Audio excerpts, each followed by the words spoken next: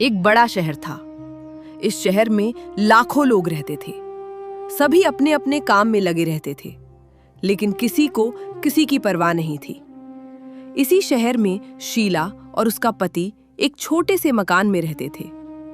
शीला धार्मिक स्वभाव की थी और भगवान की भक्ति में समय बिताती थी।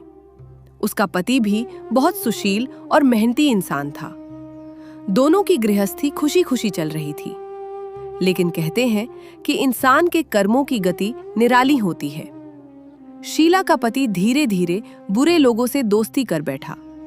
बुरी संगत के कारण उसे जुए और शराब की लत लग गई। देखते ही देखते वो अपनी सारी जमा पूंजी हार गया और कर्ज के बोझ तले दब गया। घर में दरिद्रता आ गई।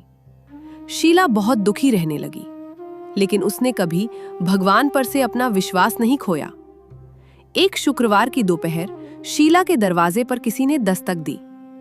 उसने दरवाजा खोला तो सामने एक वृद्ध महिला खड़ी थी। उनके चेहरे पर एक अजीब सा तेज था। शीला ने उन्हें अंदर बुलाया और फटे हुए आसन पर बिठाया। वृद्ध महिला ने पूछा, बेटी शीला, तुम इतनी दुबली और उदास क्यों दिख रही हो? क्या बात है? शीला ने रोते हुए अपनी सारी कहानी सुना दी। वृद्ध महिला ने बड़े प्यार से कहा, बेटी तू घबरा मत। माँ लक्ष्मी ममता की मूरत है। तू माँ लक्ष्मी का वैभव लक्ष्मी व्रत कर, तेरी सारी मनोकामनाएं पूरी होंगी। माँ ने शीला को व्रत की विधि बताई और कहा कि यह व्रत पूरे मन से 11 या 21 शुक्रवार तक करना। शीला ने अगले ही शुक्रवार से व्रत शुरू कर दिया।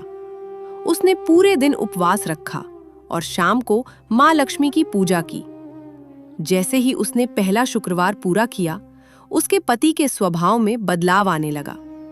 उसका पति जो हमेशा चिड़चिड़ा रहता था, अब शांत रहने लगा। धीरे धीरे उसकी बुरी आदतें छूट गईं और उसने फिर से मेहनत करना शुरू कर दिया। शीला ने पूरी श्रद्धा के साथ 21 शुक्रवार तक व्रत किया। आखिरी शुक्रवार को उसने विधि विधान से उद्यापन किया और सुहागिनों को बुलाकर माँ लक्ष्मी की व्रत कथा की किताबें भेंट की। व्रत के प्रभाव से शीला का घर फिर से धन धान्य से भर गया।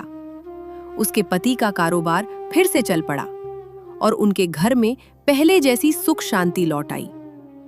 जैसे माँ लक्ष्मी ने शीला पर अपनी कृपा की, वैसे ही जो कोई भी श्रद्धा और विश्वास के साथ यह कथा पढ़ता या सुनता है, माँ लक्ष्मी उसके घर के सारे कष्ट दूर कर देती हैं और उसे वैभव प्रदान करती हैं।